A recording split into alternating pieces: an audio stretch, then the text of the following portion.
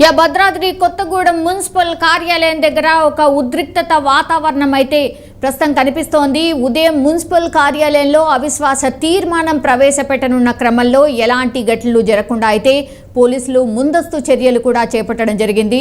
కార్యాలయం దగ్గర అయితే పూర్తిగా పోలీసులు మోహరించారు అండ్ భారీగా బ్యారికేడ్లను కూడా ఏర్పాటు చేశారు. అయినా మాజీ ఎమ్మెల్యే హరిప్రియ అండ్ మాజీ మార్కెట్ చైర్మన్ నర్సింగ్ నాయక్, మాజీ వైస్ చైర్మన్ మడత వెంకట గౌడ్లు బ్యారికేడ్లు దాటి మున్సిపల్ ఆవరణలోకి ప్రవేశించారు. అండ్ హరిప్రియ వెళ్లడాన్ని నిరసిస్తూ బ్యారికేడ్లు దాటి మున్సిపల్ ఆవరణలోకి కాంగ్రెస్ నాయకులు వెళ్లేందుకు అయితే ఒక ప్రయత్నం అయితే జరిగినట్టు స్పష్టంగా కనిపిస్తోంది. దీంతో ఇరు వర్గాల మధ్య వాగ్వాదం కూడా చోటు చేసుకుంది. మనం చూడొచ్చు, ఒక రకంగా అక్కడ కొద్దిసేపు ఏం జరుగుతుందో కూడా అర్థం కానిటువంటి సిచ్యువేషన్. సో రంగంలోకి దిగిన పోలీసులు అయితే వారిని అడ్డుకునే ప్రయత్నం చేశారు.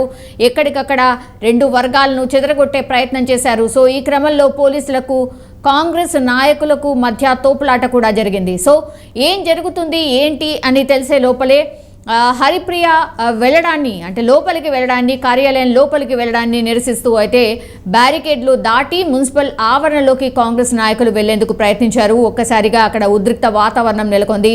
సో ఎక్కడ చూసినా సరే చాలా చోట్ల అవిశ్వాస తీర్మానాలు ప్రవేశపెడుతున్న సిచ్యువేషన్ కనిపిస్తోంది. సో ఎవరికి వారు చేయి జాటి పోకుండా ఉండేందుకైతే ఆ రెండు పార్టీలు కూడా ప్రయత్నాలు చేస్తున్నట్టు కనిపిస్తోంది. కానీ అవిశ్వాస తీర్మానాలు రోజు ఎక్కడో ఒక చోట మనము చూస్తూనే ఉన్నాం. సో అవిశ్వాస తీర్మానం పెట్టడం, ఐదర్ వీళ్ళు లేదంటే వాళ్ళు నెగ్గడం, ఇదే సిచ్యువేషన్ కనిపిస్తోంది. కానీ ఈ రోజు భద్రాద్రి కొత్తగూడెం మున్సిపల్ కార్యాలయం దగ్గర అయితే ఒక ఉద్రిక్త వాతావరణం అయితే నెలకొంది. ఉదయం మున్సిపల్ కార్యాలయం దగ్గర అవిశ్వాస తీర్మానం ప్రవేశపెట్టబోతున్న క్రమంలో అయితే ఎలాంటి ఘటనలు జరగకుండా అయితే పోలీసులు ముందస్తు చర్యలు చేపట్టినట్టు స్పష్టంగా కనిపిస్తోంది.